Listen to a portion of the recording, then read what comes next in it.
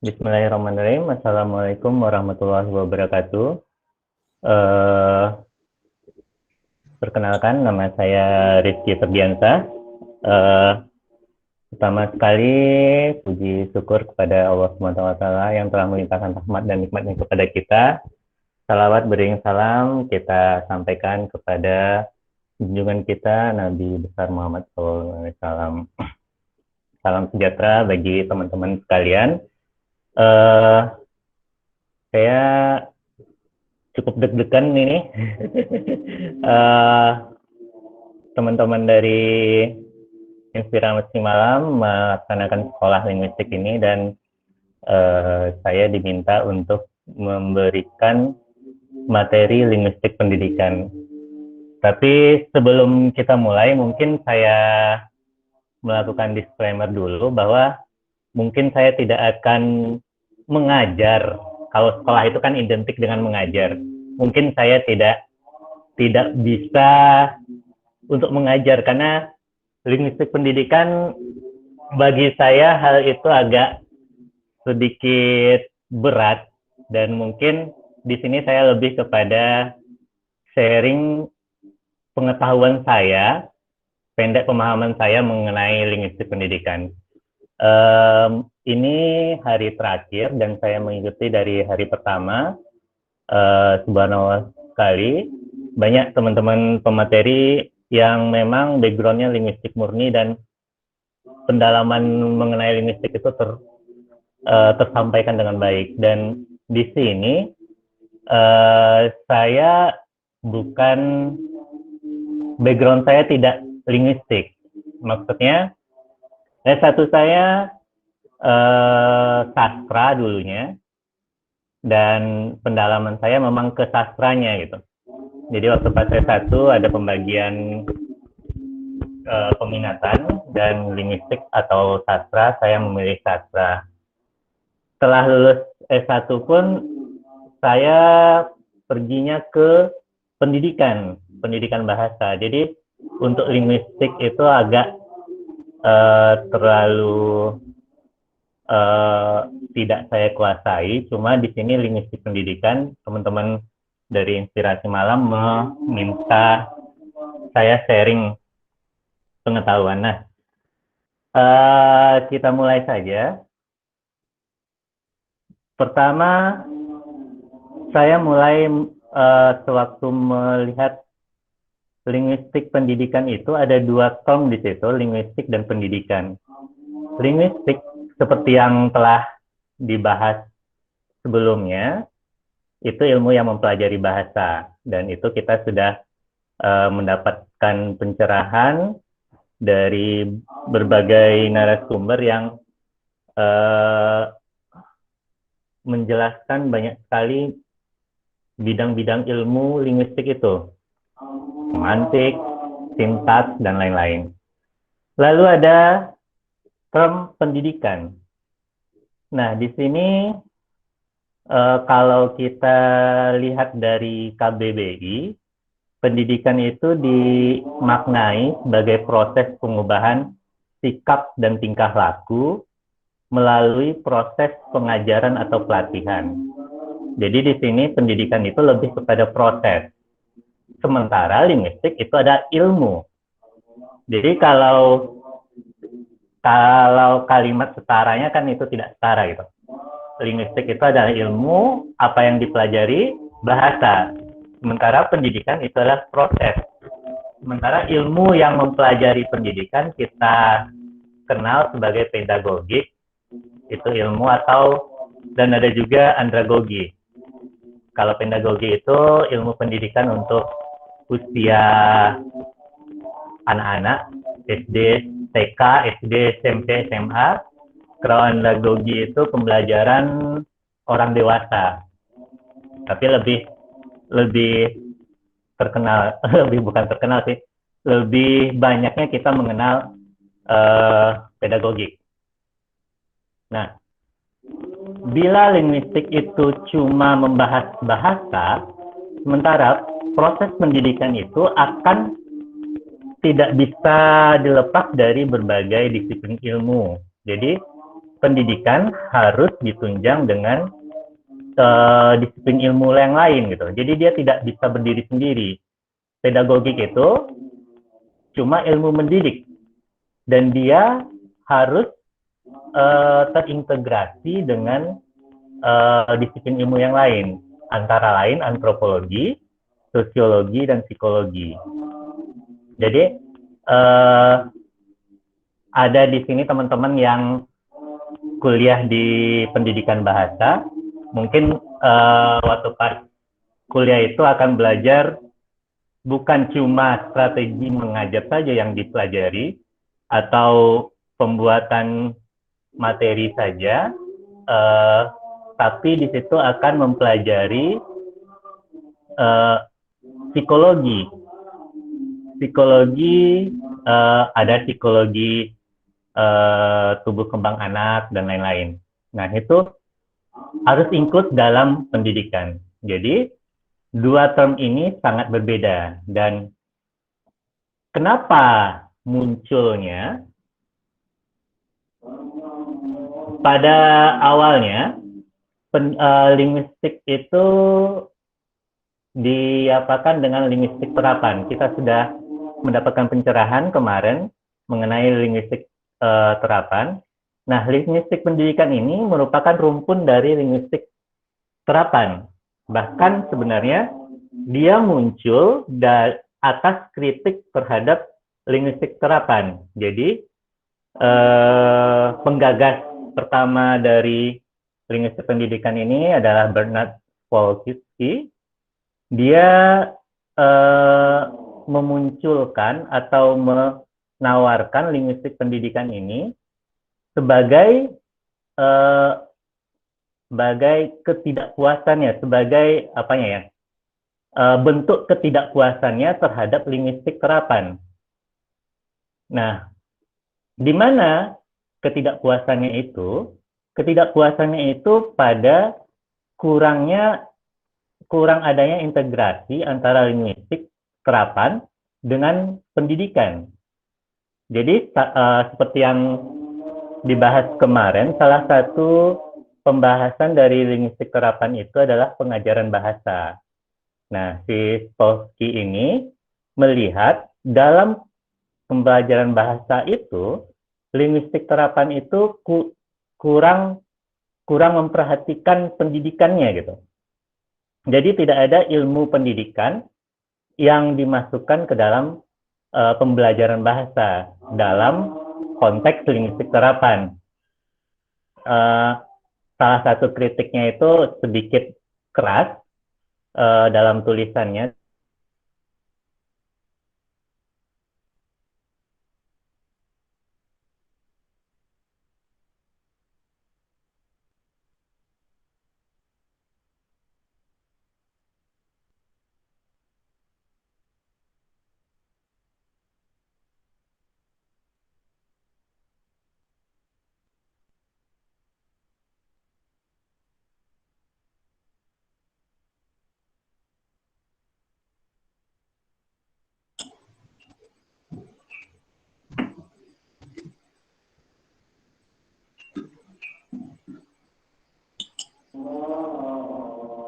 Halo? Iya, halo Kak Rifin. Maaf, mati tadi ya? Oh iya Kak, tadi mati. Oh ya. Sekarang udah sudah bisa dilihat lagi? Iya sudah Kak. Ya, kita lanjutkan. Maaf tadi mungkin jaringan di sini agak ini. Sampai di mana tadi?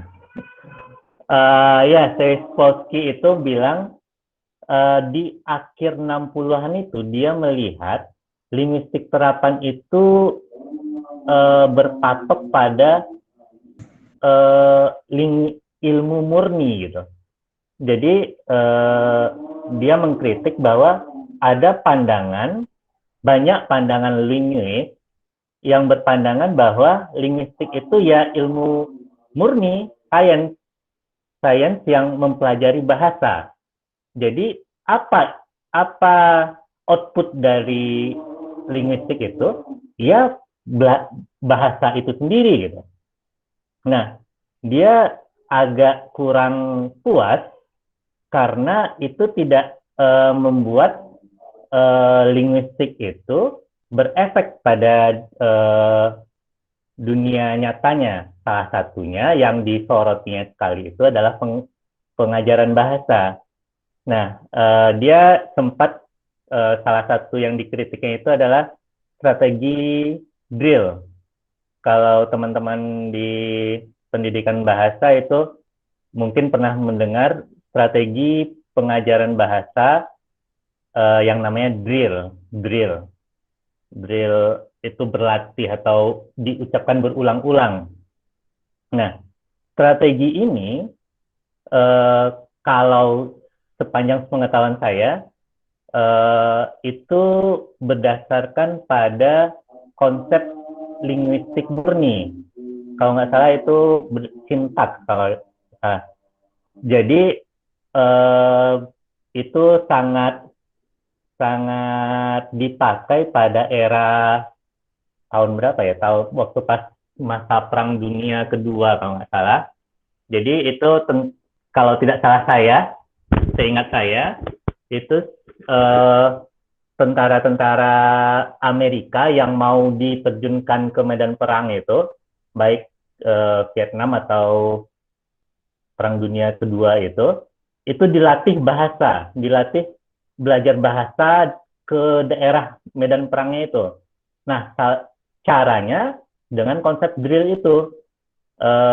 Contohnya begini, kalau dalam bahasa Inggris kan ada subject, verb, lalu komplementnya.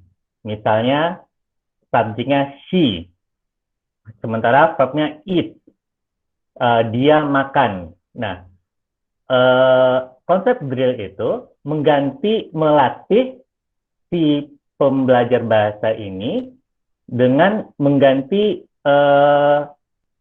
part-part dalam ini, bagian-bagian dalam kalimat itu. Misalnya, she eat banana, he eat banana, I eat banana. Nah, di situ ditekankan konsep bahwa subjek itu adalah noun. Nah, bagi waktu itu kalau nggak salah dikritik konsep itu, bahwa itu tidak bisa seperti itu gitu. Karena nanti kalau noun, table itu meja itu kan noun juga gitu. Apakah bisa diganti table eat banana? Kan tidak gitu. Nah, konsep drill itu tidak memikirkan seperti itu. Makanya si Polsky ini tidak puas dengan linguistik terapan itu. Makanya khusus untuk pembelajaran bahasa ya, makanya dia menawarkan linguistik pendidikan. Nah, secara sederhana, linguistik pendidikan itu bisa diartikan, dimaknai, atau didefinisikan sebagai penerapan teori linguistik dalam praktek pendidikan bahasa.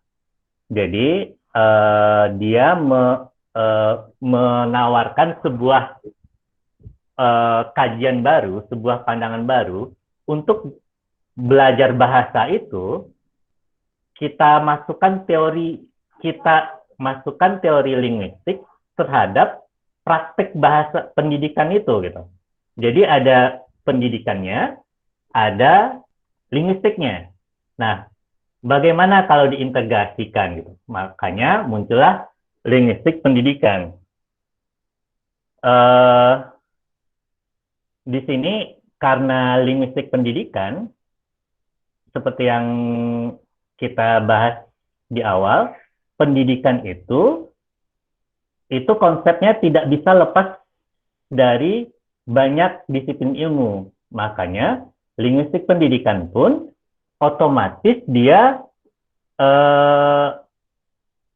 melekat dengan beberapa kajian lain seperti psikolinguistik, sosiolinguistik, antropolinguistik, dan banyak lainnya. Makanya kalau yang saya pahami, linguistik pendidikan itu adalah payung dari beberapa kajian ilmu yang lain, tapi fokusnya kepada pendidikan. Nah, dan khususnya pendidikan bahasa. Kenapa khususnya pendidikan bahasa di sini? Posky itu pun sempat menyinggung bahwa pendidikan linguistik pendidikan itu juga tidak menutup kemungkinan bahwa bukan cuma konteksnya kepada bahasa gitu. Kenapa? Karena bahasa itu kan sifatnya universal. Itu bisa dipakai di mana saja. Misalnya, dalam pembelajaran matematika, dia ambil contoh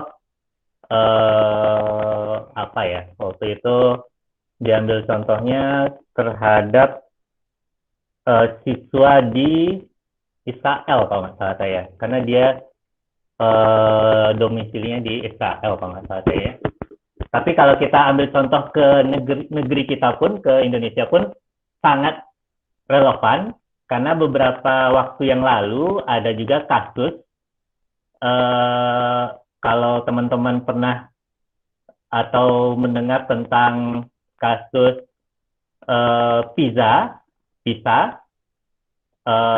itu kan Indonesia, itu kan ada sebuah tes yang mengukur kemampuan siswa usia 12 sampai 17 tahun kalau nggak salah saya, yang diukur kemampuannya itu terhadap matematika kalau nggak salah saya.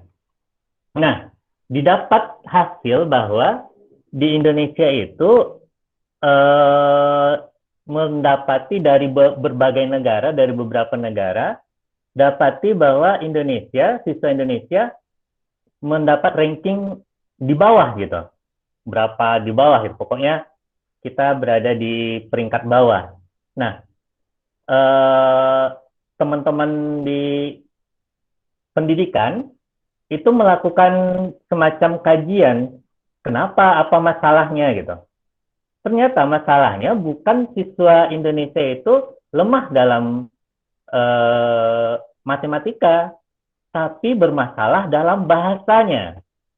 Jadi simpelnya gini, anak itu tidak mengerti soalnya gitu. Karena soalnya soal bercerita, bahasa. Jadi bukan 1 tambah 1 sama dengan berapa gitu.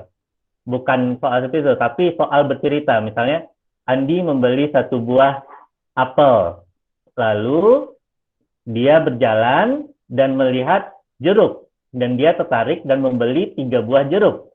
Sekarang berapa tentengan Andi? Nah, seharusnya kan kalau simpelnya 1 tambah 3 berapa gitu. Nah, sekarang soalnya dirubah dengan soal bercerita, karena gaya soal PISA itu seperti itu. Ternyata yang didapat hasilnya itu, siswa itu tidak mampu memahami soal bercerita itu gitu. Nah, di sini yang jadi permasalahannya itu bukan kemampuan matematikanya, tapi kemampuan bahasanya. Nah, disinilah Polsky bilang linguistik pendidikan itu dia menerapkan teori linguistik pada praktek pendidikan. Kalau di sini kita khususkan ke bahasa, tapi dia sendiri bilang sebenarnya bukan cuma pendidikan bahasa saja, dalam konteks bahasa saja, tapi secara luas pendidikan gitu. Pendidikan bahasa secara luas gitu. Nah, mungkin ini sekedar yang saya tangkap mengenai pengertian dari linguistik pendidikan. Jadi dia bukan cuma sekadar berbicara masalah pengajaran bahasa, pendidikan bahasa, proses belajar mengajar bahasa, tapi lebih luas dari itu. Nah, di sini setidaknya ada 4 peran dalam pendidikan linguistik pendidikan itu. Yang pertama, manajemen pendidikan bahasa. Jadi linguistik itu fungsinya untuk memanage pendidikan bahasa itu sendiri. Yang kedua, berfungsi sebagai politik pendidikan bahasa. Yang ketiga, berfungsi sebagai pengembangan pendidikan bahasa. Dan keempat, pembinaan pendidikan bahasa. Setidaknya ada 4 itu perannya. Nah, mungkin itu saja yang sebagai brainstormingnya. Dan di sini saya memberikan contoh kasus tentang bagaimana sih maksud dari integrasi itu. Nah, di sini ada contoh kasus dan ini saya dapatkan juga waktu pas masa kuliah dan ini sangat berkaitan dengan kehidupan kita sehari-hari. Pertama, dalam linguistik, ada psikolinguistik, itu ada konsep usia emas. Mungkin bagi teman-teman yang psikolinguistik kemarin sudah diterangkan. Kalau nggak salah, Scovel itu dalam beberapa tulisannya dan beberapa linguis yang lain, tapi saya mengambil Scovel, menulis bahwa dalam pembelajaran bahasa, dalam proses pembelajaran bahasa dan pemerolehan bahasa, ada namanya critical age, usia kritis dalam mempelajari bahasa. Maksudnya maksud dari usia kritis ini kita istilahkan sebagai usia emas. Maksudnya, ada usia, rentang usia manusia yang sangat efektif untuk mempelajari bahasa. Dan usianya itu usia kecil.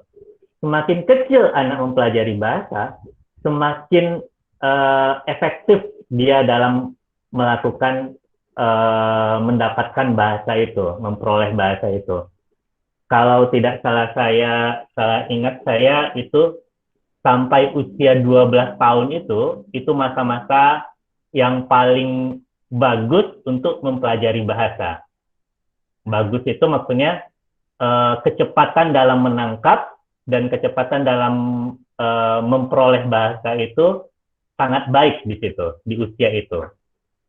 Nah, kalau kita kaitkan dengan politik pendidikan bahasa, nah bagaimana pemerintah dan non-pemerintah? Kalau politik itu kan bisa dua, ada pemerintah dan non-pemerintah. Maksudnya politik ini kan berkaitan dengan kebijakan. Bagaimana kebijakan pemerintah mengenai usia emas ini? Mungkin ada yang bisa memberi pandangan. Kira-kira bagaimana terhadap pemerintah kita berkaitan dengan usia emas ini? Ada? Maaf, halo, apa ini bisa didengar? Gimana, Bu? Kurang terdengar dengan jelas, Kak. Oh, kurang terdengar ya? Aduh. Gini, di psikolinguistik, halo, bisa dengar suara saya? Iya, bisa, Kak. Nah, saya ulangi lagi. Dalam psikolinguistik ada konsep usia emas. Itu teori kan? Itu teori linguistik murni. Ada konsep usia emas. Maksudnya, itu salah satunya yang menawarkan konsep itu Scovel. Dia bilang, ada usia yang sangat efektif dalam mempelajari bahasa itu. Usianya adalah usia kecil. Semakin kecil anak, semakin efektif dia mendapatkan bahasa. Contoh, seingat saya, kalau nggak salah saya baca, itu sampai usia 12 tahun dia mematok umur. Jadi anak-anak 12 tahun ke bawah itu, si Scovel ini beranggapan bahwa mereka itu adalah usia-usia yang paling bagus untuk belajar bahasa. Maksudnya di sini bahasa kedua ya. Nah, kita kaitkan dengan politik pendidikan bahasa. Bagaimana pemerintah kita atau non-pemerintah melihat mengadaptasi teori ini? Kalau mungkin teman-teman yang belajar pendidikan bahasa itu pernah membaca atau apa masalah kapan sih kita harus mempelajari bahasa kedua. Nah, disinilah faktor politik pendidikan bahasa itu. Kalau kita tidak tidak melekatkan antara usia emas ini, yang teori linguistik ini, dengan kebijakan, itu makanya pembelajaran bahasa kita akan sangat, ya mungkin bisa dibilang rusak gitu. Contohnya, contoh kasus, non pemerintah lah. Kapan seorang anak diajari bahasa kedua? Kan ada dalam linguistik itu ada bahasa ibu, bahasa kedua, first language, second language. Kalau first language itu bahasa ibu. Kalau misalnya saya di Minang, bahasa ibu saya ya bahasa Minang, bahasa daerah gitu. Nah, kapan kita harus belajar bahasa kedua? Nah, kalau dalam konsep usia emas ini, kalau si anak itu diajarkan bahasa kedua itu di bawah 12 tahun, itu proses pemerolehan bahasanya itu sangat cepat. Nah, pertanyaannya, apakah tidak merusak bahasa ibu? Jadi kan kalau bahasa ibu itu bahasa pertama yang diajarkan keluarga ke anak, dan itu biasanya bahasa daerah. Nah, sementara bahasa kedua itu biasanya bersifat formal. Contohnya apa? Contohnya bahasa Indonesia. Itu bahasa kedua kita. Atau bahasa asing, bahasa Inggris. Nah, kapan kita harus mempelajari bahasa Indonesia? Atau kapan kita mengenalkan seorang anak itu kepada bahasa kedua? Itu yang dipelajari oleh linguistik pendidikan dalam konteks politik pendidikan bahasa. Mungkin saya ambil contoh, saya pernah bertemu dengan seorang anak yang usia SD, kelas berapa ya, kelas 4 SD kalau nggak salah saya. Kalau 4 SD itu berarti umurnya, kalau dia masuk umur 7, berarti sekitar umur puluhan kan? Bahasa Inggrisnya keren, hebat sekali, lancar. Ketika saya tanya, itu komunikasinya dia ngajak saya bahasa Inggris. Ketika saya tanya di mana belajar bahasa Inggrisnya, disebutkannya satu sekolah SD-nya, dan saya tahu di sana karena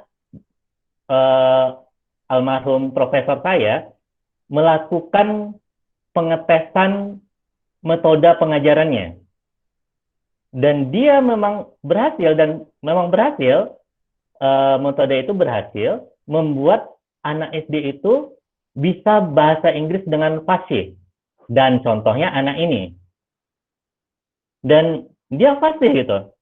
Lalu saya berkomunikasi dengan orang tuanya. Lalu orang tuanya bilang, dia memang bisa berbahasa Inggris, akibatnya bahasa Indonesianya kurang lancar, bahkan tidak bisa awalnya. Rusak bahasa Indonesia. Bagaimana bahasa ibunya, bahasa Minangnya, hilang. Nah, disitulah letak politik pendidikan bahasa itu. apakah hal seperti itu bisa kita lakukan atau tidak? Boleh dilakukan atau tidak? Atau bagaimana kebijakan politik pendidikan, dan itu tertuang dalam kurikulum tentunya, kurikulum pendidikan bahasa. Kalau tidak diatur, itu ada kemungkinan besar bahasa itu akan punah. Kalau tidak salah saya, ada di artikel Kompas itu, dari tahun 2011 sampai 2019, itu ada berapa puluh bahasa daerah di Indonesia yang sudah punah. Kategori punah itu, penutur aslinya itu sudah tidak ada lagi. Gitu. Dan UNICEF, kalau nggak salah saya, bilang di tahun 2100, itu ada kemungkinan 3.000 bahasa di dunia itu punah.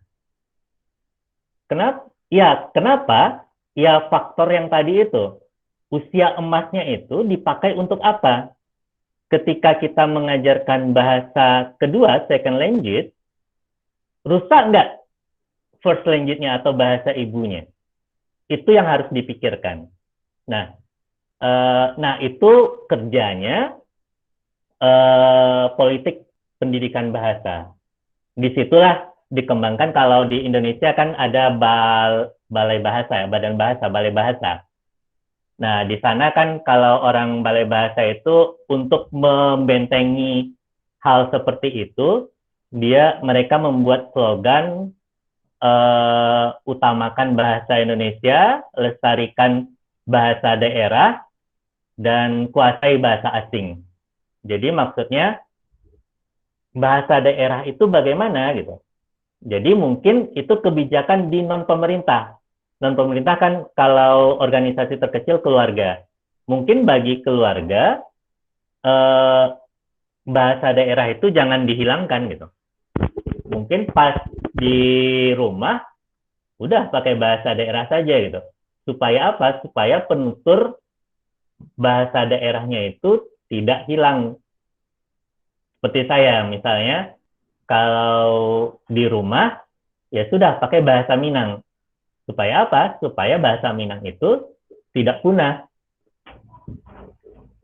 Kalau di luar, misalnya di sekolah, ya udah utamakan bahasa formal. Kalau untuk kegiatan-kegiatan formal, utamakan bahasa Indonesia. Lalu kalau untuk berinteraksi secara internasional, ya kita harus menguasai bahasa asing. Sehingga dengan begitu, bahasa kita tetap lestari, tidak punah, bahasa ibu ya. Nah, ini faktor teori usia emas itu. Jadi, politik pendidikan itu membuat kebijakan tentang bagaimana proses pembelajaran di usia emas ini, bagaimana caranya. Kalau nggak salah saya di kurikulum kita, itu dulunya di SD itu sudah dipelajari bahasa Inggris. Nah, tapi beberapa tahun terakhir bahasa Inggris itu dihilangkan. Bahasa Inggris dipelajari di SMP. Saya berpendapat itu karena kalau dipelajari di usia SD bahasa Inggris itu, dia bisa merusak bahasa Indonesia. Yang bahasa yang sudah diajarkan juga di SD. Lalu bagaimana dengan bahasa daerah? Kalau nggak salah saya juga, itu ada juga pelajaran budaya daerah tempat gitu. Kalau di Kota Padang itu atau di Sumatera Barat itu namanya pelajaran budaya alam Minangkabau. Nah, di situ dipelajari salah satunya bagaimana berbahasa dalam bahasa Minang gitu. Nah, ini contoh kasus yang berkaitan dengan politik pendidikan bahasa. Contoh kasus kedua, ini berkaitan dengan manajemen pendidikan bahasa. Manajemen pendidikan ini merujuk kepada guru, faktor yang paling kecil, guru. Nah, kita mengaitkan lagi teori psikolinguistik, teori linguistiknya. Dalam psikolinguistik, isu yang dibicarakan adalah language acquisition atau pemerolehan bahasa. Setidaknya ada 3, acquisition, comprehension, production. Sementara dalam pendidikan bahasa, pembelajaran bahasa, kita berkaitan dengan keterampilan berbahasa. Ada 4 keterampilan: speaking, writing, listening, dan speaking lagi ya? Speaking, writing, listening, dan reading. Sorry, maaf, reading ini. Mendengar, menulis, bicara, menulis, mendengar, dan membaca. Reading, maaf, salah tulis saya. Jadi ada 4 skill yang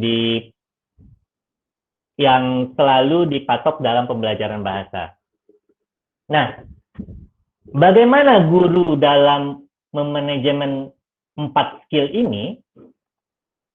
Untuk itu, guru juga harus memahami konsep tentang psikolinguistik, khususnya language acquisition, pemerolehan bahasa. Kenapa? Karena kalau nggak salah saya, dalam psikolinguistik itu kan kita diberkahi sama Tuhan itu, psikolinguistik itu memang sudah ada di diri kita untuk proses pembelajaran bahasa. Dari kecil itu sudah otomatis ada sama kita. Nah, guru sebagai pengajar bahasa harus juga memahami masalah language acquisition itu, pemerolehan bahasa itu. Ada acquisition, ada comprehension, ada production. Bagaimana menyusun 4 skill ini untuk diajarkan supaya sejalan dengan psikolinguistik, sejalan dengan naturnya, alamiahnya manusia gitu. Karena kalau kita mempelajari sesuatu secara alamiah tentu lebih cepat dan lebih natural mendapatkannya. Nah, di sini konsepnya adalah kita mendahulukan comprehension dulu, memahami. Kenapa? Coba kita ingat, atau teman-teman punya adik bayi atau anak bayi, waktu pas mengajarkan anak-anak itu bahasa, apa yang kita lakukan dulu? Tentu mengajak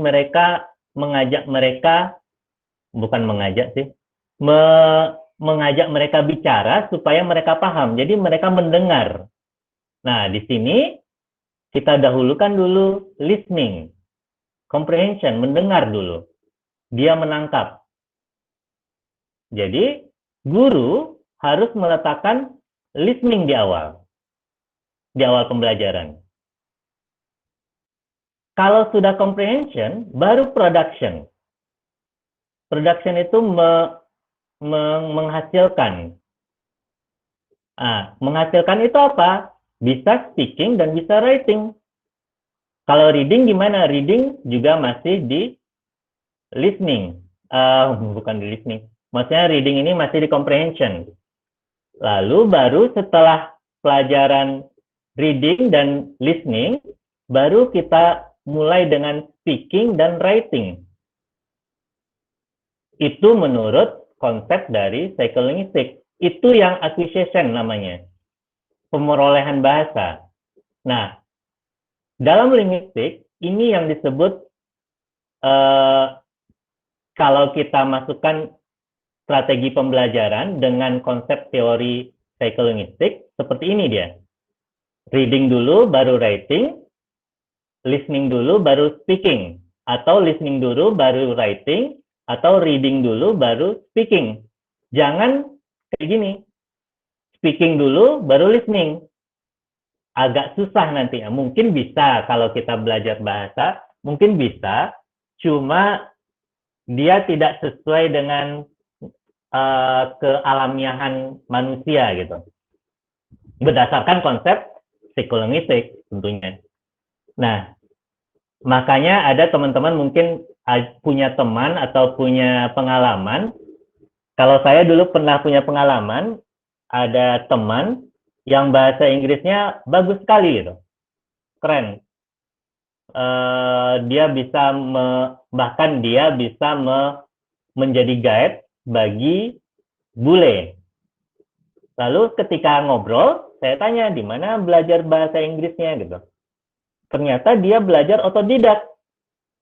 Saya tanya otodidaknya bagaimana katanya. Dia mulai dari listening. Listening apa? Dia suka musik punk bahasa Inggris itu, yang musik punk bahasa Inggris. Dia dengar, dia baca liriknya. Listening dan reading dia mulai. Lalu dari situ baru dia mulai speaking,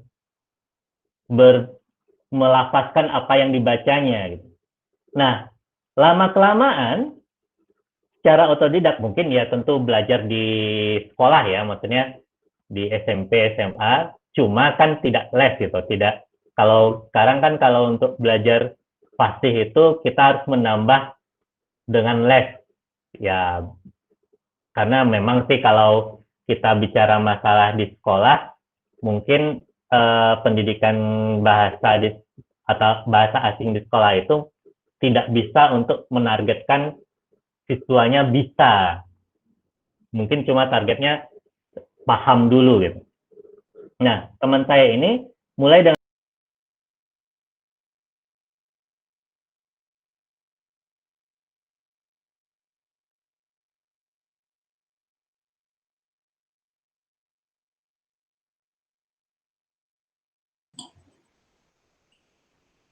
Halo Kak Rifki, ditunggu ya teman-teman, mungkin jaringannya sedang terputus. Iya, Kak. Halo Kak Rifki. Dan siapin pertanyaan sebanyak-banyaknya, nanti bisa diajuin sama Kak Rifki. Nah, kita ngulik ilmu sebanyak-banyaknya ya. Dan jangan lupa persiapan nanti juga untuk ngisi resume. Nah, nanti bisa diupload di IG dan tag IG Inspirasi Malam.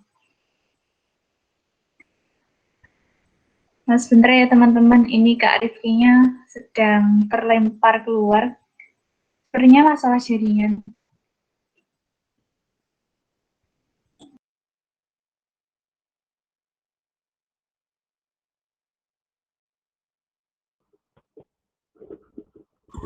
Nah, Kak Rifki sudah bergabung lagi. Monggo Kak dilanjutkan. Iya. ya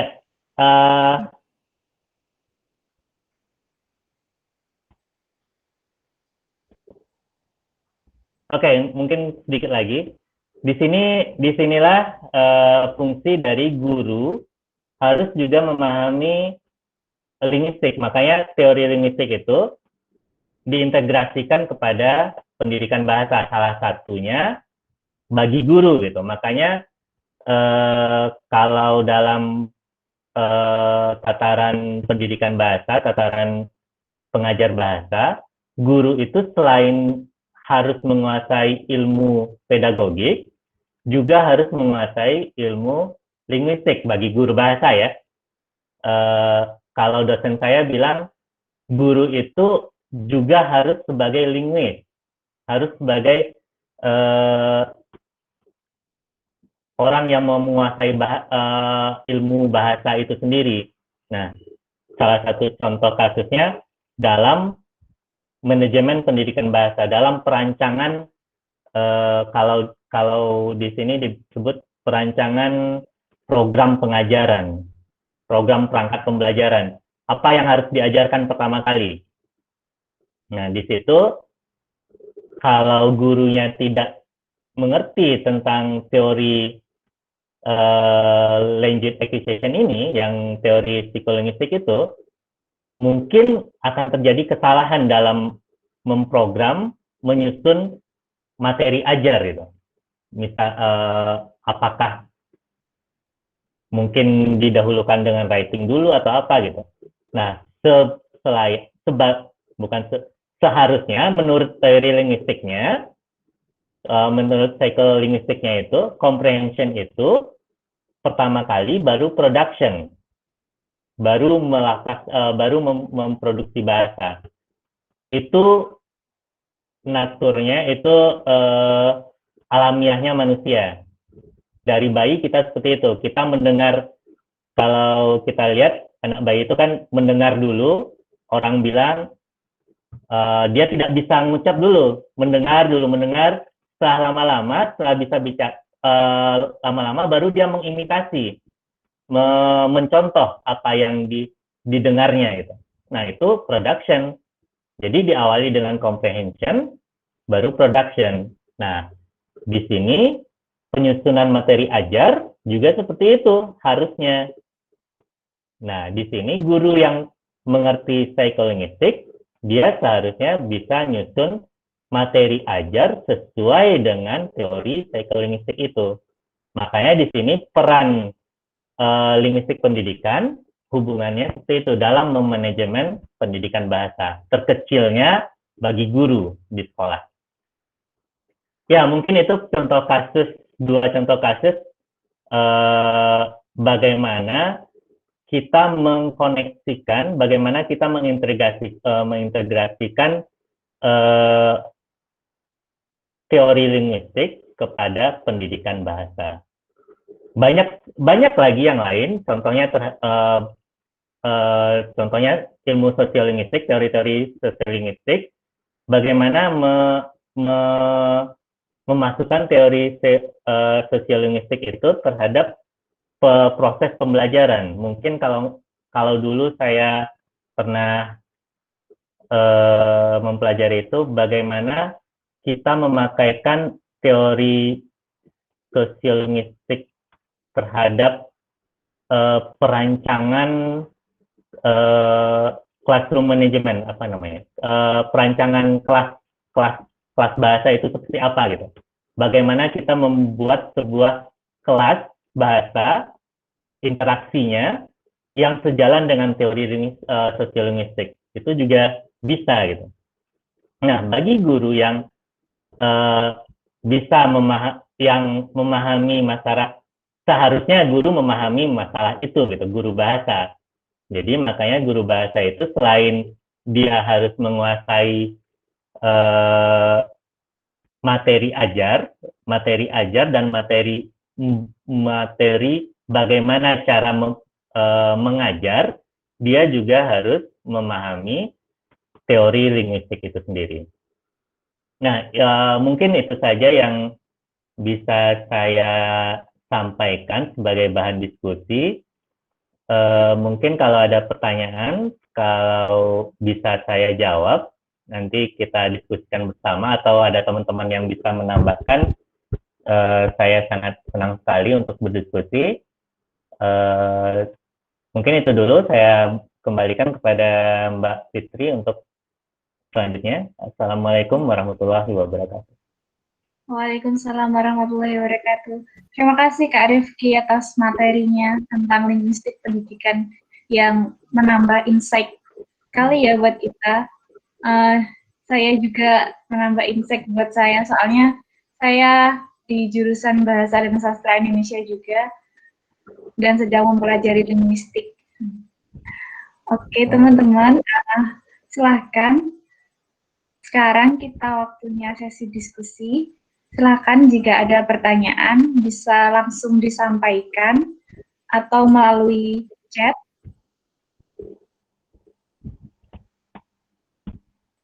Halo teman-teman, silakan jika ada pertanyaan, silakan diajukan secara langsung atau melalui chat.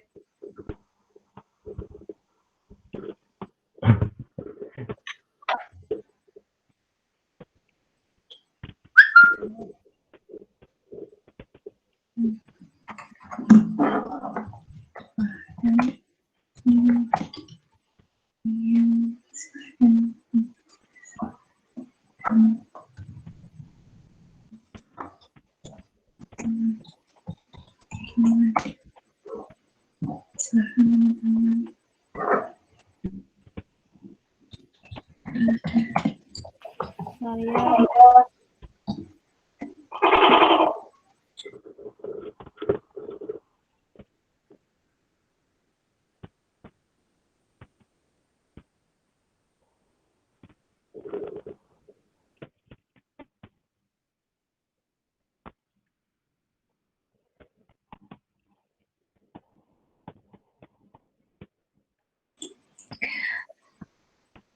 Baik, Kak Rifi, ini ada pertanyaan nih dari Kak Anissa Dwi Aprilia. Nah, di sini Kak Anissa bertanya, bagaimana sih cara efektif untuk pengembangan pendidikan bahasa di Indonesia? Nah, itu tadi pertanyaannya, Kak. Monggo bisa langsung dijawab tentang cara efektif untuk pengembangan pendidikan bahasa di Indonesia. Bagaimana cara efektif untuk pengembangan pendidikan bahasa di Indonesia? Kita tanya dulu, ini bahasa apa gitu. Seperti yang saya bilang tadi kan,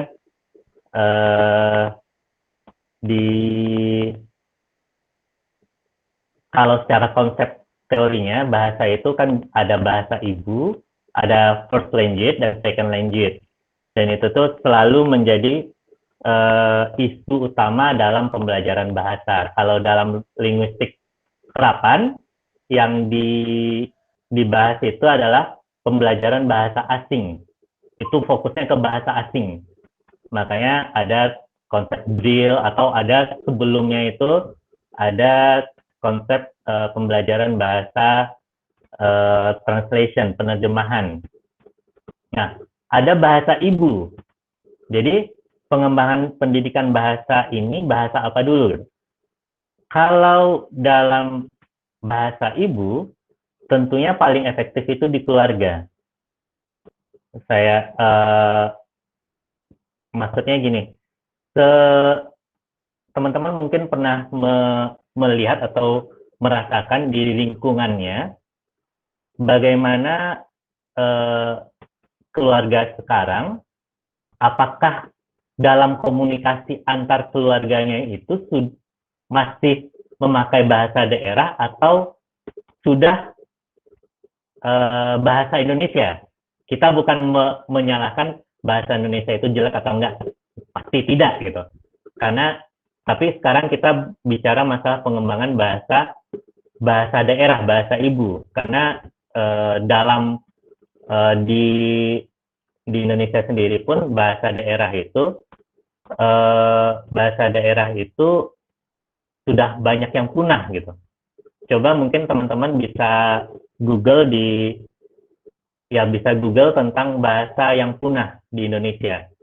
Saya kemarin baca masih 2020 ya, itu katanya dari Badan Pembinaan Bahasa kalau nggak salah saya menyampaikan laporan bahwa dari 2011 sampai 2019 berarti kan 8 tahun itu sudah ada puluhan bahasa kalau nggak salah yang punah gitu, ada lebih dari 10 kalau nggak salah bahasa yang punah itu di daerah Indonesia Timur. Mungkin ada teman-teman di sini yang berada di Indonesia Timur bisa merasakan sendiri apakah bahasa daerahnya itu masih ada penutur aslinya, apakah masih menggunakan bahasa daerah apa enggak, atau penutur aslinya itu sudah nggak ada lagi gitu.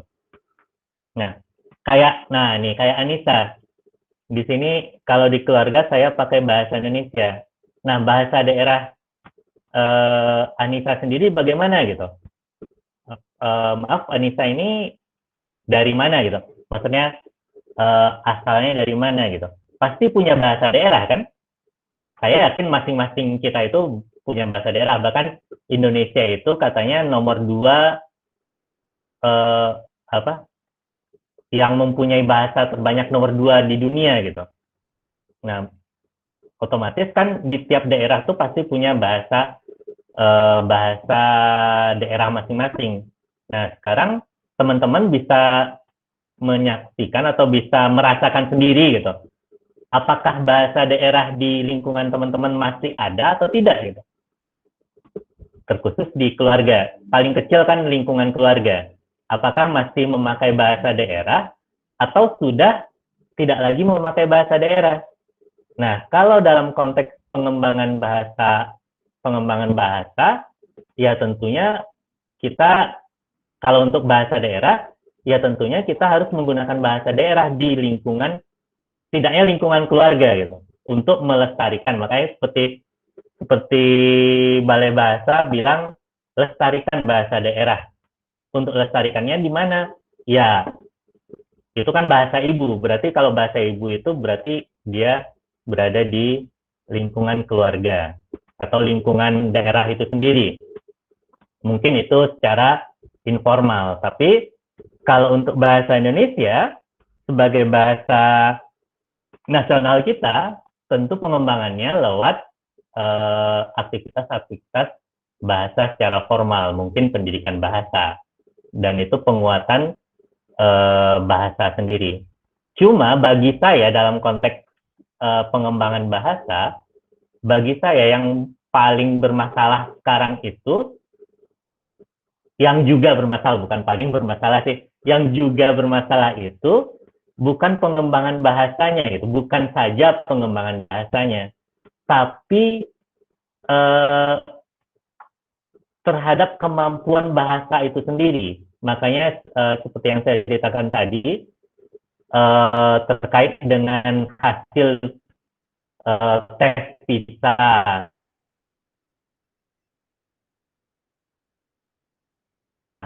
Indonesia yang mengatakan bahwa anak-anak kita, adik-adik kita yang di SMP, SMA itu pemahaman bahasanya itu kurang sekali gitu. Dia mengerti bahasa Indonesia, dia bisa membaca dan mengerti bahasa. Paham, buta huruf apa ya? Aduh, istilahnya saya lupa. Buta huruf secara fungsional gitu. Jadi dia membaca bisa, tapi maknanya itu, pemahamannya itu tidak ada gitu. Itu yang paling bermasalah sekarang. Dan saya pun merasakannya itu gitu. Sekarang kan lagi daring ini, pembelajaran daring gitu. Bukan saya tanya teman-teman saya di daerah Jawa pun kayak gitu. Bagaimana pembelajaran daringnya? Parah katanya. Kita tulis ini, bikin LKS halaman 20.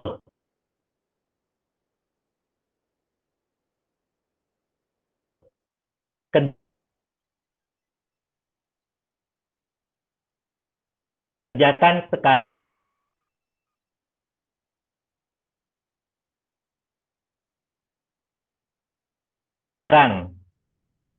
Anak itu dia bisa membaca tapi tidak paham gitu.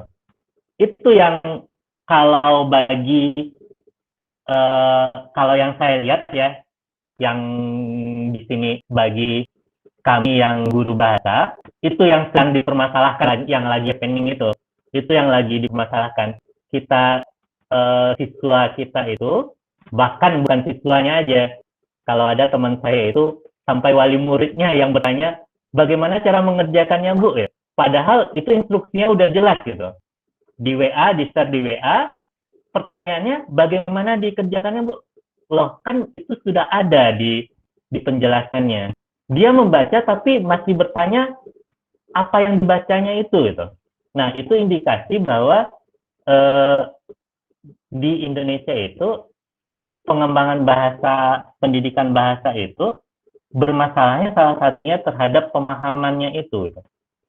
Jadi kalau istilahnya itu buta huruf secara fungsional, kalau nggak salah saya, lupa saya istilahnya. Bagi kami yang, bukan bagi kami, maksudnya yang saya baca-baca di diskusi-diskusi guru bahasa itu, atau di guru bahasa atau guru secara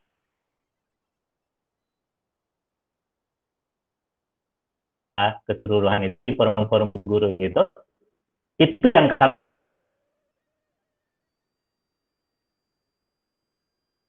permasalahkan sekarang, yang salah satunya gitu.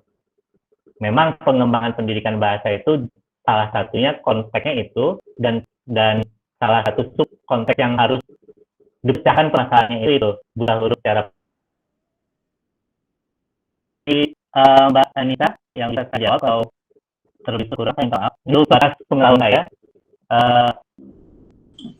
Ya, itu tadi jawaban atas pertanyaan.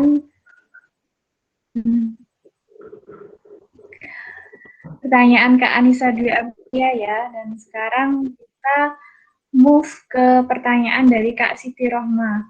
Silahkan Kak Siti Rohma untuk pertanyaannya.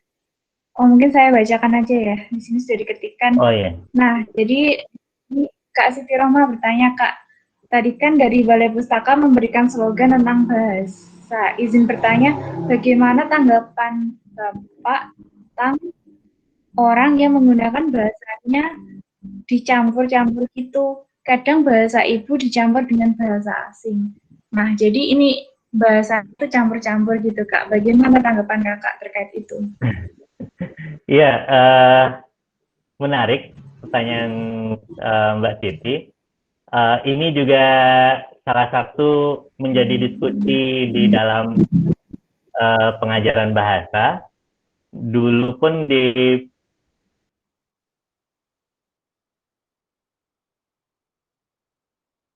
sebenarnya itu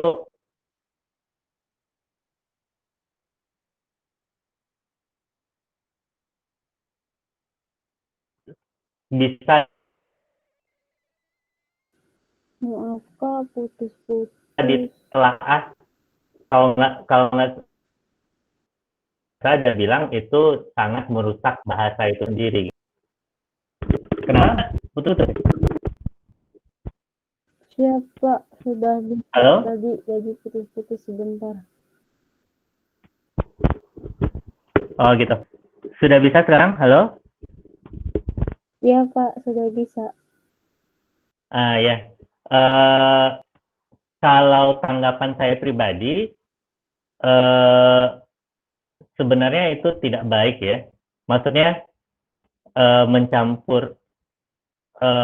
Kalau dulu sekali waktu pas saya belajar sosiolinguistik itu kan saya ada kalau nggak salah mungkin teman-teman yang mendalami linguistik itu ada namanya mixing, pencampuran bahasa itu. Dulu saya pernah bertanya kepada dosen saya, profesor linguistik gitu kan di dalam sosiolinguistik itu ada namanya teori mixing gitu, mencampur bahasa gitu. Lah, berarti kan kalau kasus fenomena seperti itu, apa nggak dilihat itu sebagai salah satu bentuk penerapan teori linguistik gitu? Pertanyaan bodoh saya. Lalu dijawabnya sama dosen saya, mixing itu bukan untuk dicampur, maksudnya pencampuran bahasa mixing itu bukan digunakan sesuka hati gitu. Jadi bahasa yang dicampur-campur itu bukan bahasa gitu sebenarnya, bukan dan itu sangat merusak. Itu yang saya bilang melestarikan kan, kita melestarikan. Bagaimana melestarikan? Ya harus ada hal-hal yang pakemnya, harus ada aturan-aturannya. Itu yang kita terapkan itu. Jadi bagaimana dengan pencampuran itu? Saya pikir itu hal yang tidak baik gitu. Mungkin kita bisa mencontoh kepada negara-negara yang menggunakan yang bangga dengan bahasanya sendiri gitu. Pencampuran itu kalau saya anggap itu tidak menunjukkan rasa bangga terhadap bahasanya. Kan sekarang ini bahasa asing itu sedikit-sedikit dicampurkan dengan bahasa Inggris. Dalam beberapa artikel saya baca, kenapa dicampurkan dengan bahasa Inggris? Kita ngomong, misalnya saya bilang, saya kemarin go to Jakarta beberapa hari gitu. Nah, kenapa ada orang mencampurkan itu?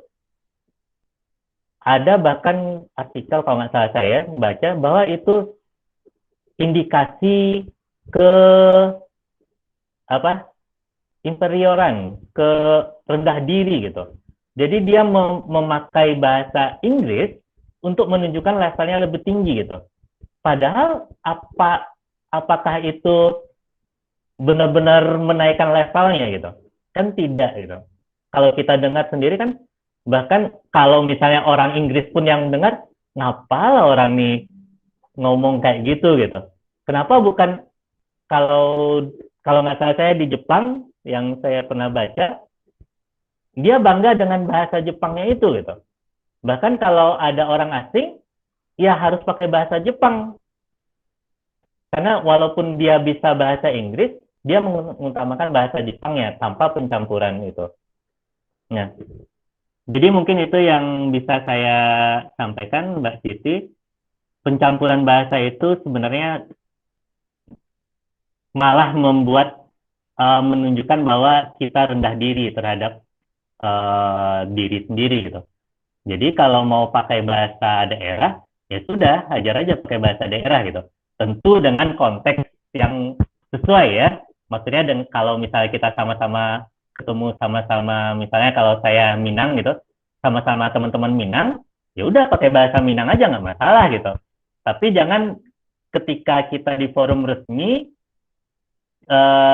kita pakai bahasa Minang, nggak juga kan? Tentu kalau forum resmi dan kita pakai bahasa Indonesia sebagai bahasa pemersatu. Nah, ketika pakai forum resmi, apakah kita bisa mencampur bahasa kita dengan bahasa Inggris supaya terlihat lebih intelek? Sebenarnya enggak juga itu. Bahasa Indonesia itu udah bagus gitu. Kenapa harus dicampur lagi gitu? Kecuali yang konsep mixing tadi gitu. Ada diksi-diksi yang memang mungkin dalam bahasa Indonesia belum ada, pakailah misalnya kayak tsunami. Tsunami itu kan bahasa Jepang gitu. Di dalam bahasa Indonesia, entah ya, kalau sepanjang pengetahuan saya belum ada padanannya gitu. Makanya kita pakai tsunami gitu. Bukan berarti kita rendah diri, karena memang tsunami itu sudah untuk sebagai mixing apa kita gitu, menjelaskan kasusnya gitu. Sementara kalau misalnya yang terakhir-terakhir ini kan ada unggah dan unduh, download dan upload. Nah, sekarang sudah ada padanannya. Kenapa nggak pakai padanannya itu kalau kita lagi bicara bahasa Indonesia di forum formal? Mungkin itu yang bisa saya sampaikan kepada Mbak Siti. Kalau lebih kurang, saya mohon maaf. Silakan, Mbak. Ada lagi? Oh iya Pak, terima kasih atas jawabannya. Oh, kata Mbak Siti di sini di keluarga saya campur-campur, kadang Sunda, kadang Sumatera. Ya, Mas, kalau kasusnya seperti itu yang ketakutannya kan itu salah satu, ya berarti bahasa daerah Mbak Siti ini apa ya? Bahasa ibunya apa gitu? Apakah bahasa ibunya bahasa Sunda atau bahasa ibunya dua gitu? Karena Bapak, maaf, orang tuanya dari Sunda satu, dari Sumatera satu gitu. Atau gimana? Tapi kalau yang sepanjang pengetahuan saya, konsep bahasa ibu itu bahasa pertama yang diajarkan. Kalau bahasa pertamanya bahasa Sunda, ya berarti bahasa ibunya itu bahasa Sunda gitu. Jadi yang Mbak Siti harus lestarikan bahasa Sundanya gitu. Tapi kalau juga bahasa Sumatera, ya bagaimana caranya? Kalau Ya bahasa mungkin itu saja, Mbak. Bahasa pertama bahasa Sumatera, Pak. Baik, terima kasih Kak atas jawaban untuk pertanyaan saudari Siti Rohma. Selanjutnya, move ke pertanyaan Kak Randy pribadi ya. Nah teman-teman, jadi ini pertanyaan dari Kak Randy ini pertanyaan penutup ya. Kita batasi 3 pertanyaan, nanti kalau masih ada pertanyaan, bisa nih langsung ditanyakan ke Kak Rifkinya. Tadi udah nyatet kontaknya kan? Ini. Oh ya, udah ya. Iya, tadi udah saya bacakan CV-nya Kak di awal. Oke, siap. Lalu ini Eh, pertanyaan dari Kak Randy pribadi. Pertanyaannya, apakah tantangan linguistik pendidikan di Indonesia akhir-akhir ini? Semoga Kak bisa langsung jawab. eh, Pertanyaannya cukup ini ya, cukup berat ini. Eh, Mungkin saya bisa membatasi pertanyaan ini ke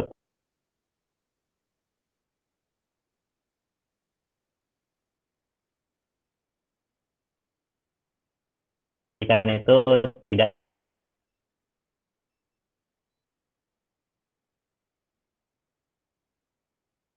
bencana pendidikan yang tantangan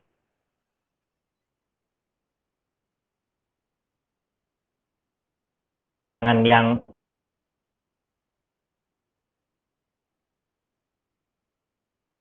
berubah di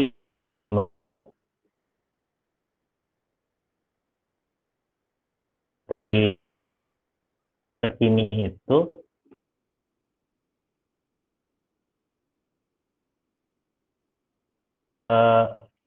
sebagai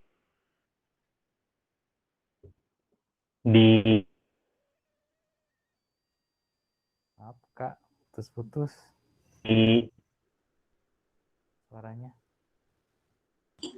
Suaranya putus, Kak.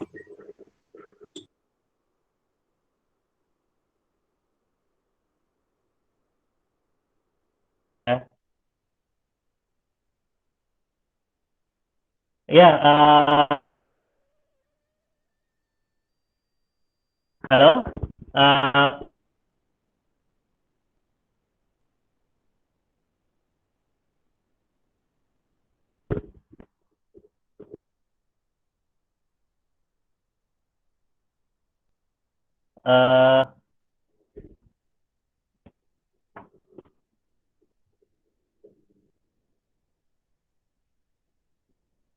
ya tantangan linguistik pendidikan di Indonesia akhir-akhir ini kalau dalam konteks manajemen pendidikan bahasa itu yang terkecil di sekolah, yaitu tadi Mas Randy,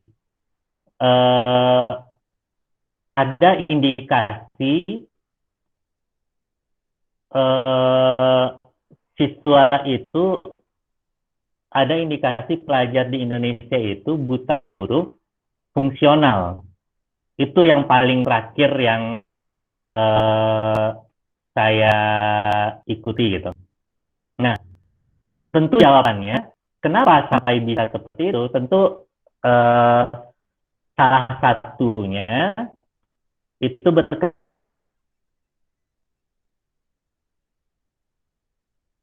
dengan manajemen pendidikan bahasa. Bagaimana perancangan bahasa itu, kenapa semacam apa ya, di mana hilangnya proses pembelajaran bahasa itu gitu. Itu bagi kami yang ada di grup guru itu, guru-guru bahasa itu menjadi diskusi gitu. Kenapa sampai terjadi buta huruf fungsional itu? Anak bisa ya, bisa mendengar, tapi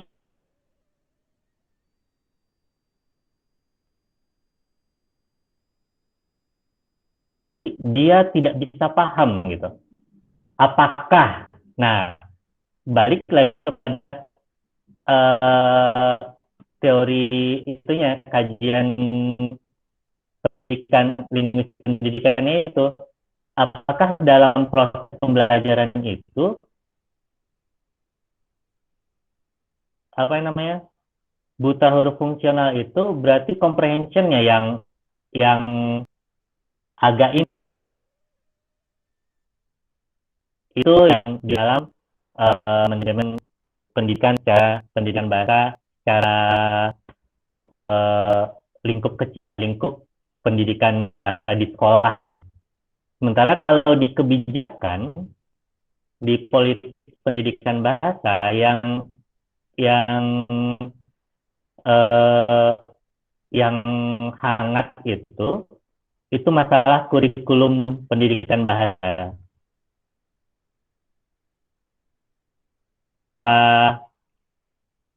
Ada beberapa diskusi. Halo, yang bisa dengar? Iya, Ya, bisa. Bisa didengar suara saya, Mbak? Kak. Bisa.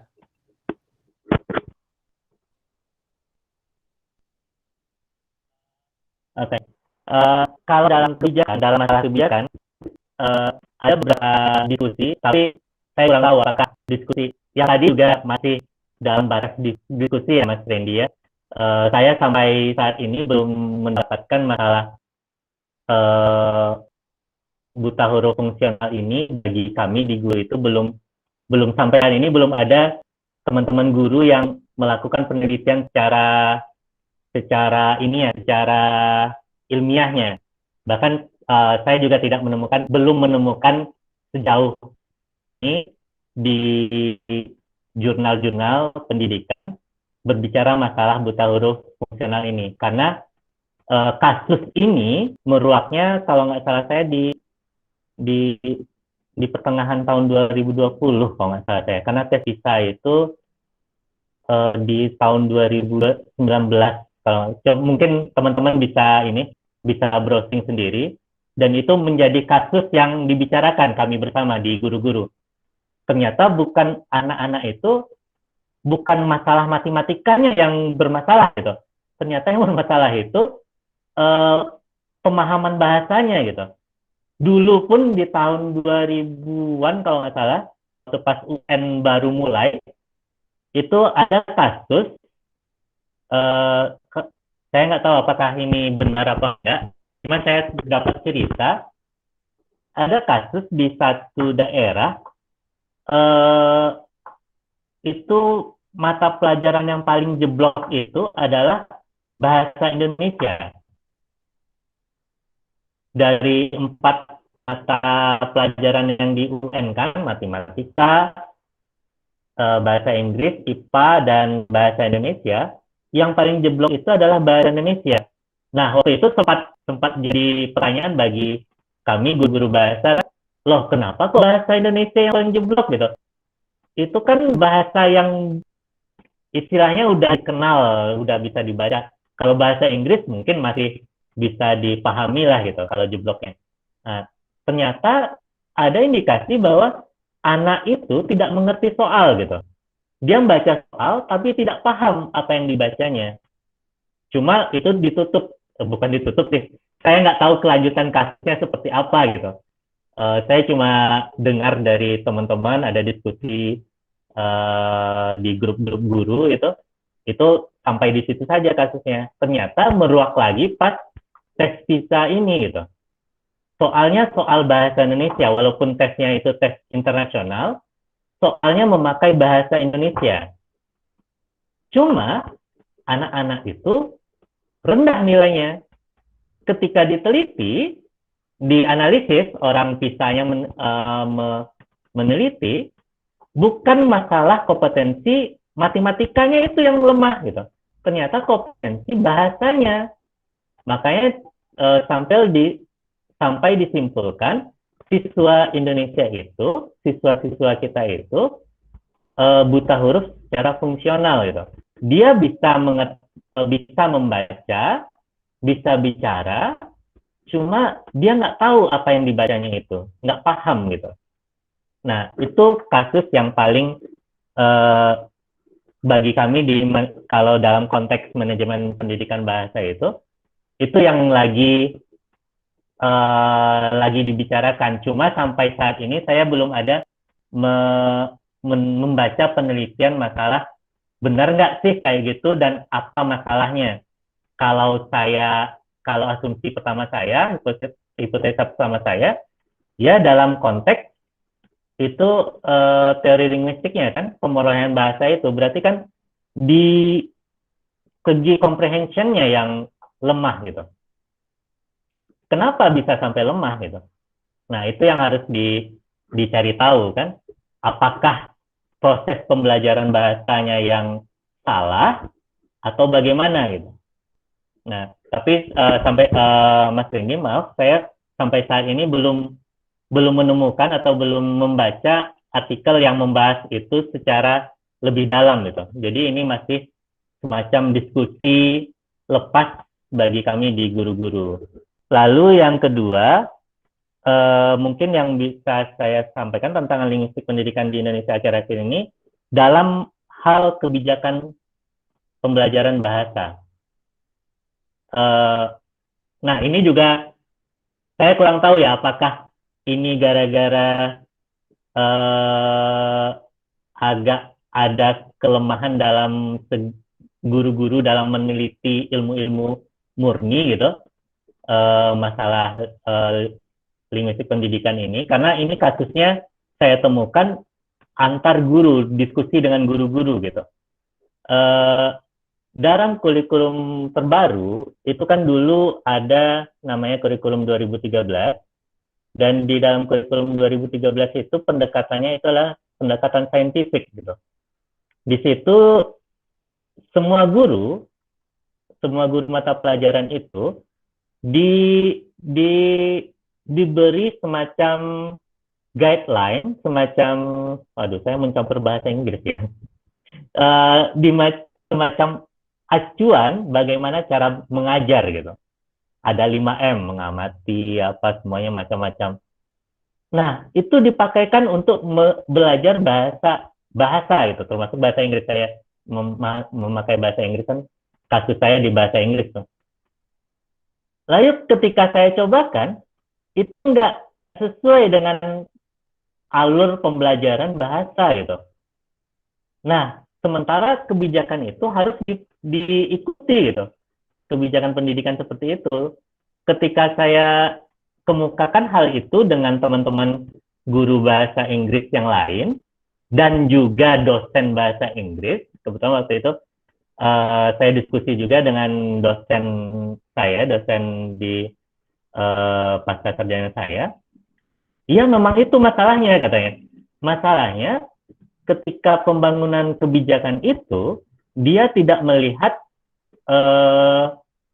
kebijakan itu, lupa melihat bahwa semua mata pelajaran itu punya karakteristik sendiri-sendiri gitu. Bahasa, metode pembelajarannya tidak bisa disamakan dengan pembelajaran IPA gitu. Nah, sementara di kurikulum itu, pendekatannya itu memang pendekatan ke ilmu pasti gitu. Nah, di kurikulum 2013 itu, hal seperti itu membuat susah gitu. Apakah harus mengikuti acuan kebijakan tersebut atau tidak gitu. Kalau tidak mengikuti, tentu administrasi belajar gurunya tidak diterima gitu kan. Nah, alhamdulillahnya itu ketika kurikulum 2013 direvisi, itu berubah gitu. Diberikan acuan, cuma tidak mutlak harus ikuti. Jadi, kalau yang saya pribadi, guru bahasa Inggris dan teman-teman yang apa itu, punya ruang untuk bergerak gitu. Cuma masih terbatas karena ada beberapa metode pembelajaran yang istilahnya diapakan ya, yang dipromosikan untuk dipakai di dalam kelas. Nah, kembali lagi gitu, metode pembelajaran itu apakah bisa dipakai untuk pembelajaran bahasa di kelas atau tidak gitu. Karena seperti yang saya bilang tadi, setiap mata pelajaran punya karakteristik sendiri-sendiri gitu. Kalau dosen saya mengistilahkan pembelajaran itu kan nggak sama gitu. Nggak sama seperti tukang. Kalau tukang membangun rumah di Jawa dengan membangun rumah di Sumatera, itu pasti sama. Bikin pondasi dulu. Berapa pondasinya? Ada hitung-hitungannya. Antara hitung-hitungan itu sama, tidaknya sama gitu. Nah, pendidikan tidak bisa seperti itu. Nah, salah satu kasus yang saya temui itu gitu. Kebijakan dalam kurikulum pendidikan bahasa itu masih agak ada beberapa hal yang harus dikritisi. Cuma kalau untuk jurnal-jurnal ilmiah, saya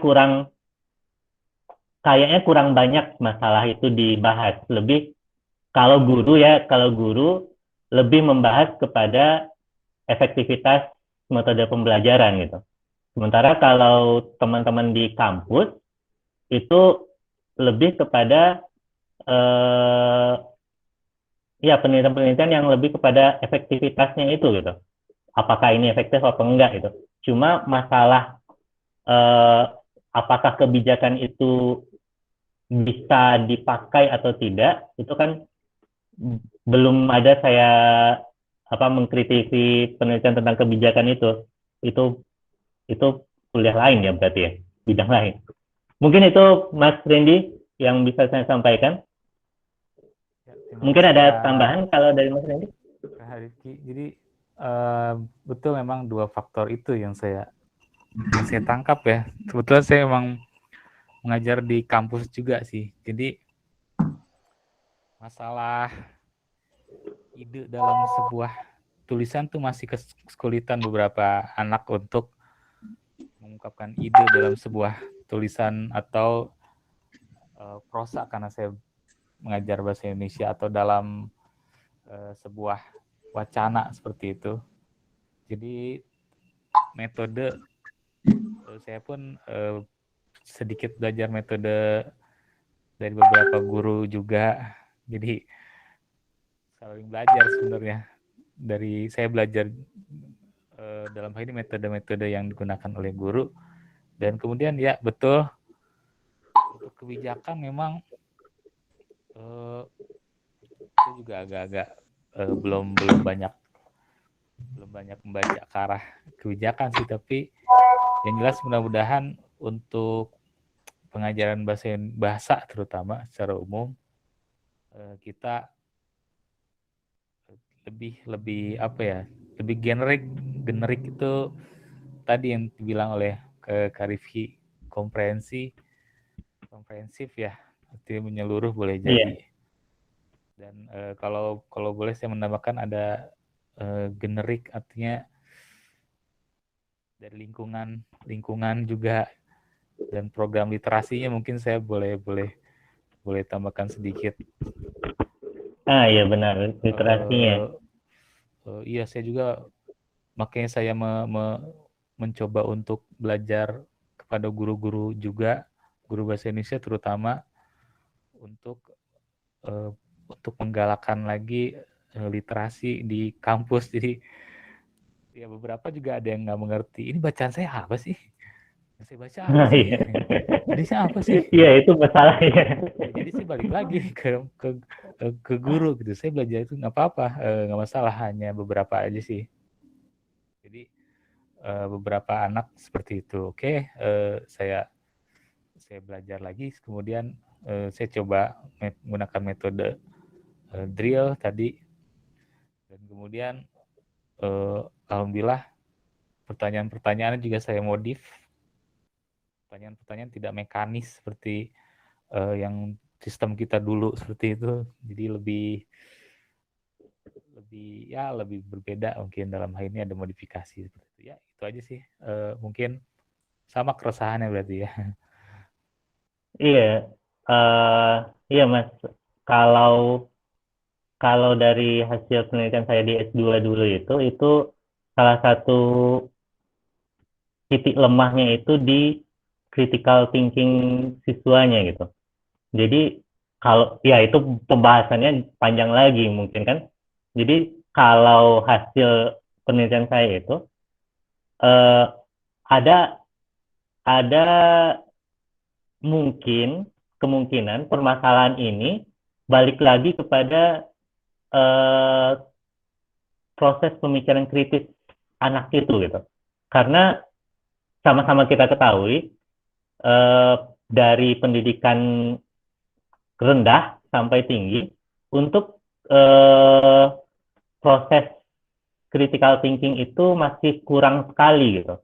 Sementara bahasa itu apalagi comprehension ya, itu secara teorinya pun bilang harus sejalan antara kemampuan kognitif critical thinking-nya itu dengan comprehension. Jadi semakin tinggi comprehension critical thinking si anak, bakal akan memberikan efek signifikan kepada semakin bagusnya comprehension si anak itu gitu.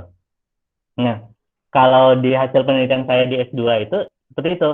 Ketika anak critical thinking-nya rendah, itu kemampuan menulis atau kemampuan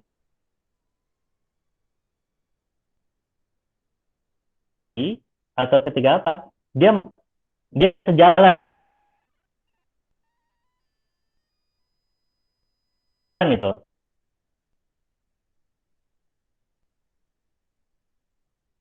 Kalau kritikalnya thinkingnya bagus,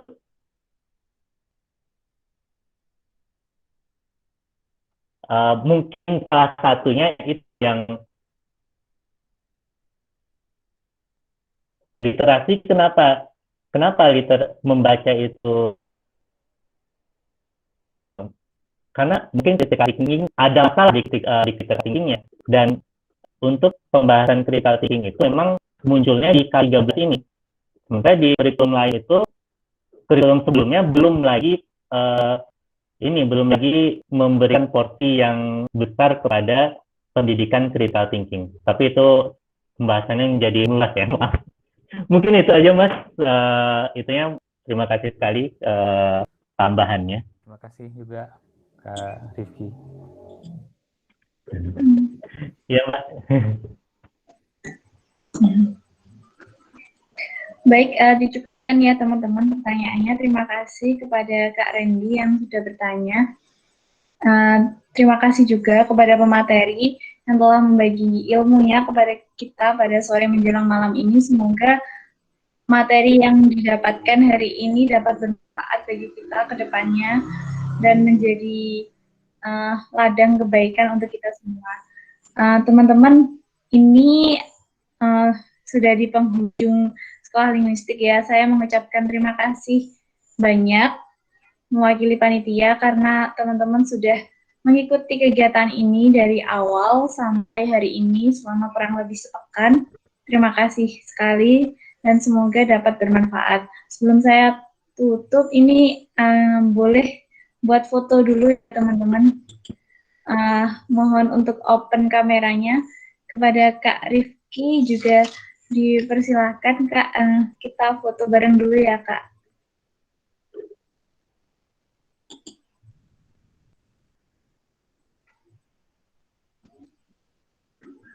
Teman-teman boleh di open kameranya.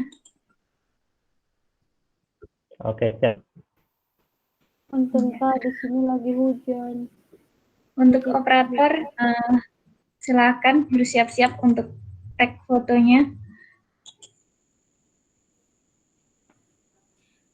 Sebelumnya mohon maaf, apakah bisa di stop share screen dulu Kak Rifki?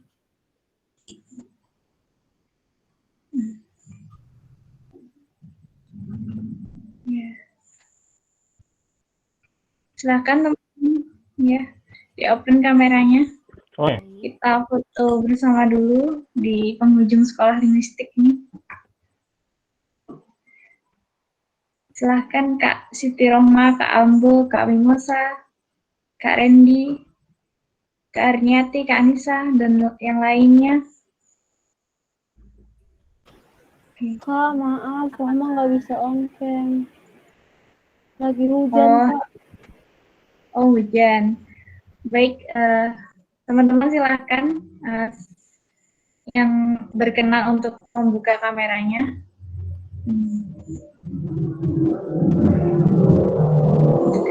Baik, kita langsung saja ya. Silakan Kak Operator untuk mengambil gambar. Halo Kak Operator.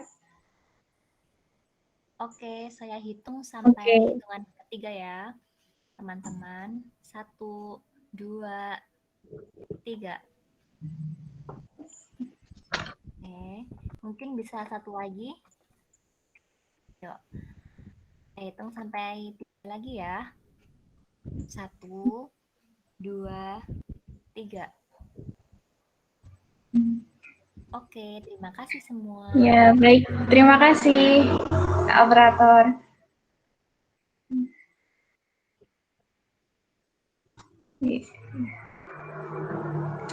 Baik, terima kasih sekali lagi kepada teman-teman dan khususnya pembicara. Nah, kita tutup dengan doa kafaratul majlis ya teman-teman. Bismillahirrahmanirrahim. Subhanakallahumma wa bihamdika asyhadu an la ilaha illa anta astaghfiruka wa atubu ilaik. Terima kasih teman-teman. Mohon maaf dari saya selaku moderator apabila ada suatu kata yang kurang berkenan. Terima kasih atas kehadirannya. Wassalamualaikum warahmatullahi wabarakatuh. Waalaikumsalam Waalaikumsalam warahmatullahi warahmatullahi wabarakatuh. Terima kasih kepada Bapak pemateri. Terima Terima kasih kasih, Kakak. sama-sama. Izin live.